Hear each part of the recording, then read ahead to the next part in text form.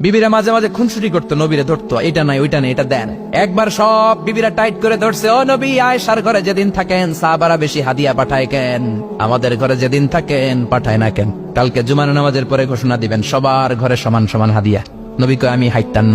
ও মিয়া, কে হাদিয়া দিবে, কটুক দিবে, এটা কি ইমাম সাহেবের কাজ? ইমাম সাহেবের বাসায় কে কোন দিন কি খাওয়াবে, কি গিফট দিবে, এটা তো যে গিফট দিবে তার ব্যাপার। বিশ্বনবী বললেন, আবু বকরকে সবাই ভালোবাসে, তাই আবু বকরের মেয়ের ঘরে যেদিন আমার ডেট পরে থাকার সময় ওই দিন হয়তো বেশি হাদিয়া পাঠায়, তোমাদের ঘরে পাঠায় না। আমার বলার কোনো সুযোগ? বিবিরা কয়, না, আপনারে বলতেই হবে। নবী কয়, আমি পারবো না। বিবিরা কয়, পারবেন। ইন দ্য মিন টাইম দরজার উপর থেকে কে যেন সালাম দিল, আসসালামু আলাইকুম ওয়া রাহমাতুল্লাহ। বিশ্বনবী বললেন, ওয়া আলাইকুম আসসালাম।